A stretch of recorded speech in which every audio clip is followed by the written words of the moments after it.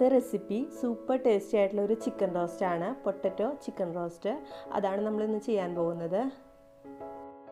നിങ്ങൾ എൻ്റെ ചാനൽ ആദ്യമായിട്ടാണ് കാണുന്നതെങ്കിൽ ആ സബ്സ്ക്രൈബ് ബട്ടൺ ഒന്ന് ക്ലിക്ക് ചെയ്യണം. കൂടെ വരുന്ന ആ കുഞ്ഞു ബെൽ ബട്ടണും കൂടി ഒന്ന് ക്ലിക്ക് ചെയ്യണം. അപ്പോൾ നമുക്ക് വീഡിയോയിലേക്ക് കിടക്കാം. അപ്പോൾ ഈ റോസ്റ്റ് റെഡിയാക്കി എടുക്കാനായിട്ട് ഞാനൊരു 1.5 കിലോ ചിക്കൻ എടുത്തിട്ടുണ്ട്. നന്നായിട്ട് നാരങ്ങനീരൊക്കെ പുരട്ടി ക്ലീനാക്കി എടുത്തിരിക്കുന്നതാണ്. അപ്പോൾ അതിലേക്ക് നമുക്ക് ആവശ്യത്തിന് ഉപ്പ് ചേർത്ത് കൊടുക്കാം. ഒരു 1/2 ടേബിൾ സ്പൂൺ മഞ്ഞൾപ്പൊടി ചേർത്ത് കൊടുത്തിട്ടുണ്ട്. പിന്നെ നമുക്ക് 1 ടേബിൾ സ്പൂൺ മല്ലിപ്പൊടി വേണം. ഒരു 1.25 ടേബിൾ സ്പൂൺ കാശ്മീരി ചില്ലിപ്പൊടി വേണം.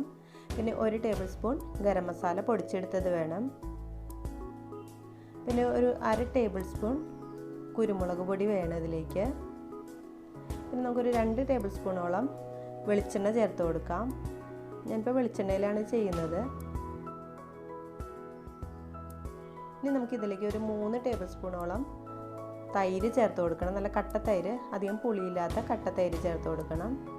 പിന്നെ ഞാനിപ്പോൾ ഇത് ഇഞ്ചിയും വെളുത്തുള്ളിയും പച്ചമുളകും കൂടി നന്നായിട്ട് മിക്സിയിലിട്ട് ചതച്ചെടുത്തിരിക്കുന്നതാണ്. അപ്പോൾ ഇതെല്ലാം കൂടി ചേർത്തിട്ട് നന്നായിട്ടൊന്ന് മിക്സാക്കി എടുക്കണം.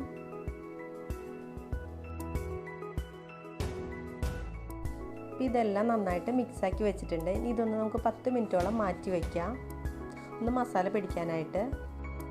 ഇപ്പോൾ 10 മിനിറ്റ് കഴിഞ്ഞിട്ടുണ്ട്. ഇനി ഞാൻ ഇതിലേക്ക് ഒരു 2 ചെറിയ തക്കാളി മിക്സിയിലിട്ട് നന്നായിട്ട് അരച്ചെടുത്തതാണ്, അത് ചേർത്ത് കൊടുക്കുന്നുണ്ട്. അടുത്തായിട്ട് ഞാൻ ഇതിലേക്ക് ചേർക്കാൻ പോകുന്നത് സവാള ഒരു ലൈറ്റ് ബ്രൗൺ കളറിൽ വറുത്തെടുത്തിരിക്കുന്നതാണ്. ഒരു 6 മീഡിയം സൈസ് സവാള കട്ടി കുറച്ച് അരിഞ്ഞിട്ട് ഒരു ലൈറ്റ് ബ്രൗൺ കളറിൽ വറുത്തെടുത്തിട്ടുണ്ട്. ഞാൻ ഈ രീതിയിൽ നന്നായിട്ട് വറുത്തെടുത്തിട്ടുണ്ട്. ഇനി ഇതിൽ നിന്ന് ഒരു 1/4 ഭാഗത്തോളം നമുക്ക് ഇതിലേക്ക് ഇട്ട് കൊടുക്കാം. അപ്പോൾ 1.5 കിലോ ചിക്കൻ എടുക്കുകയാണെങ്കിൽ ഒരു 6 മീഡിയം സൈസ് സവാള ഇതുപോലെ കട്ടി കുറച്ചിട്ട് എണ്ണയിൽ വറുത്ത് കോരി വയ്ക്കണം. വേറെ സവാള നമ്മൾ യൂസ് ചെയ്യണില്ല, ഫ്രൈ ചെയ്ത സവാളയാണ് യൂസ് ചെയ്യുന്നത്. എന്നിട്ട് നന്നായിട്ടൊന്ന് മിക്സാക്കിയിട്ട് ഒരു അരമണിക്കൂറെങ്കിലും, മിനിമം ഒരു അരമണിക്കൂറെങ്കിലും മാരിനേറ്റ് ആവാനായിട്ട് മാറ്റി വയ്ക്കണം. 2 മണിക്കൂർ വരെ വേണമെങ്കിൽ നമുക്കിത് മസാല പിടിക്കാനായിട്ട് മാറ്റി വയ്ക്കാം. അപ്പോൾ ടേസ്റ്റ് കൂടും. ഞാനിപ്പോൾ അരമണിക്കൂർ വെക്കുന്നുള്ളൂ. അപ്പോൾ നിങ്ങൾ 2 മണിക്കൂർ വെക്കണമെന്നുണ്ടെങ്കിൽ ഫ്രിഡ്ജിലോട്ട് വെക്കണം. അടുത്തതായിട്ട് നമുക്ക് പൊട്ടാറ്റോ ഒന്ന് ഫ്രൈ ചെയ്തെടുക്കാം. ഞാനിപ്പോൾ ഒരു 3 പൊട്ടാറ്റോ എടുത്തിട്ട് ഇതുപോലെ 4ആക്കി മുറിച്ചിട്ടുള്ളൂ. അപ്പോൾ കാണാനൊരു ഭംഗി ഉണ്ടാവും. അപ്പോൾ ആ രീതിയിൽ മുറിച്ചെടുത്തിട്ടുണ്ട്. എന്നിട്ട് നമുക്ക് ഈ സവാള വറുത്ത ഓയിലുണ്ടല്ലോ അതിനകത്ത് ഇട്ടിട്ട് ഒന്ന് ഫ്രൈ ചെയ്തെടുക്കാം. കുറച്ച് ഉപ്പ് ചേർത്തിട്ട് ഒന്ന് ഫ്രൈ ചെയ്തെടുക്കണം. എണ്ണയിൽ ഡീപ്പ് ഫ്രൈ ചെയ്തെടുക്കേണ്ട ആവശ്യമില്ല. നമ്മൾ സവാള വറുത്തതിൻ്റെ ഓയിൽ ബാക്കി ഉണ്ടാവുമല്ലോ, ആ ഓയിലിട്ടൊന്ന് ഫ്രൈ ചെയ്തെടുത്താൽ മതി. പിന്നെ നമ്മൾ ഈ ചിക്കൻ കറിക്ക് വേറെ ഓയിലൊന്നും യൂസ് ചെയ്യണില്ല, സവാള വറുത്ത ഓയിൽ തന്നെയാണ്, ബാക്കിയുള്ളത് തന്നെയാണ് യൂസ് ചെയ്യണത്. ഇപ്പോൾ ഈ പൊട്ടാറ്റോ ഫ്രൈ ചെയ്ത് കഴിയുമ്പോഴും ഇതിൻ്റെ ഓയിൽ ഉണ്ടാവുമല്ലോ, ആ ഓയിൽ തന്നെയായിരിക്കും നമ്മൾ യൂസ് ചെയ്യണത്. അപ്പോൾ അത് അടച്ച് വെച്ചിട്ട് ഞാനൊരു 5 മിനിറ്റോളം അടച്ച് വെച്ച് ഇടയ്ക്കിടയ്ക്ക് ഇളക്കി കൊടുത്തിട്ടൊന്ന് മുരിയിച്ചെടുത്തിട്ടുണ്ട്. ഇപ്പോൾ അത്യാവശ്യം വെന്തിട്ടുണ്ട് പൊട്ടാറ്റോ. ഇതിലേക്ക് നമുക്ക് കുറച്ച് മഞ്ഞൾപ്പൊടി ചേർത്തിട്ടൊന്ന് വഴറ്റിയെടുക്കാം.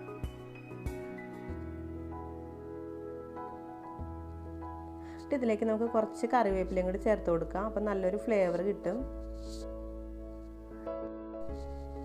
ഇതൊന്ന് നമുക്ക് കോരി മാറ്റി വയ്ക്കാം.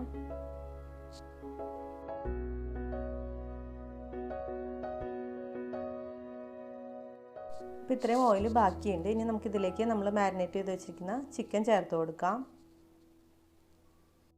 എന്നിട്ട് നമുക്ക് നന്നായിട്ടൊന്ന് ഇളക്കി യോജിപ്പിക്കണം. ഇത്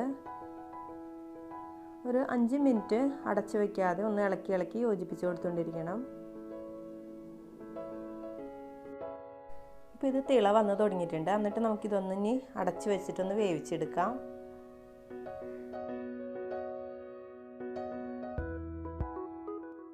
ഇപ്പോൾ ചിക്കനിൽ നിന്നുള്ള വെള്ളമൊക്കെ ഇറങ്ങി വന്നു തുടങ്ങിയിട്ടുണ്ട്. ഇനി നമുക്കിതൊന്ന് ഒരു ലോ ഫ്ലെയിമിലിട്ടിട്ട് ഒരു 20 മിനിറ്റ് വേവിച്ചെടുക്കണം. നല്ല വെള്ളമൊക്കെ വറ്റി നല്ല റോസ്റ്റായിട്ടുള്ള രീതിയിൽ വരണം. കേട്ടോ, ഇപ്പോൾ 20 മിനിറ്റ് കഴിഞ്ഞിട്ടുണ്ട്. ഇപ്പോൾ നന്നായിട്ട് വെള്ളമൊക്കെ വറ്റി എണ്ണയൊക്കെ തിരിഞ്ഞ് വന്നിട്ടുണ്ട്. അപ്പോൾ അത്യാവശ്യം ചാറും ഉണ്ട് ഇതിലേക്ക്. നമുക്ക് ചാറ് കൂടുതൽ വേണമെന്നുണ്ടെങ്കിൽ കുറച്ച് വെള്ളം ചേർത്ത് കൊടുക്കാം. ഞാനിപ്പോൾ ഒരു കുഴഞ്ഞിരിക്കുന്ന പരുവത്തിലുള്ള ചാറേ എടുക്കുന്നുള്ളൂ. ഉപ്പൊക്കെ കുറവുണ്ടെങ്കിൽ ചേർത്ത് കൊടുക്കാം. ഈ ടൈമിൽ എരിവ് കുറവുണ്ടെങ്കിൽ കുറച്ച് കുരുമുളക് പൊടി ഇട്ട് കൊടുക്കാം.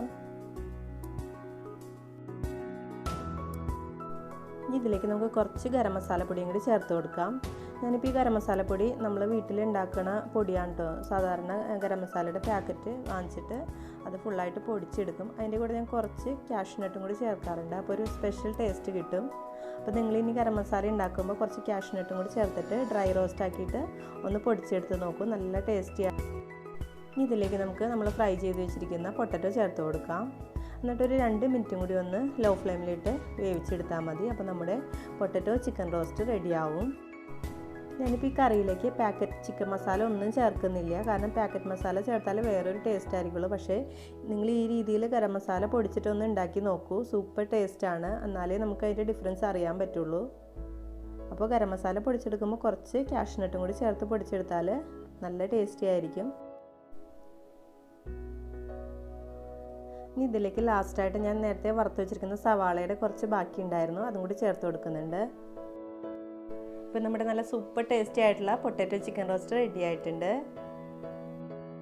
ഇതിൻ്റെ ടേസ്റ്റ് എന്ന് പറയുമ്പോൾ നിങ്ങൾ ഉണ്ടാക്കി നോക്കിയാലേ അറിയാൻ പറ്റുള്ളൂ, അത്ര ടേസ്റ്റി ആയിട്ടുള്ള ഒരു ചിക്കൻ റോസ്റ്റാണിത്. അപ്പോൾ നിങ്ങൾ എന്തായാലും എല്ലാവരും ഒന്ന് ട്രൈ ചെയ്ത് നോക്കണം. നിങ്ങൾക്ക് കാണുമ്പോൾ തന്നെ മനസ്സിലാവില്ലേ എത്ര ടേസ്റ്റി ആയിരിക്കും ഇതെന്ന്. അപ്പോൾ നിങ്ങളെല്ലാവരും ഒന്ന് ട്രൈ ചെയ്ത് നോക്കുക. അതുപോലെ എൻ്റെ ഈ റെസിപ്പി നിങ്ങൾക്ക് ഇഷ്ടമായാൽ ലൈക്ക് ചെയ്യാനും പിന്നെ നിങ്ങളുടെ അഭിപ്രായങ്ങൾ എന്നെ അറിയിക്കാനും മറക്കരുത്. Thank you.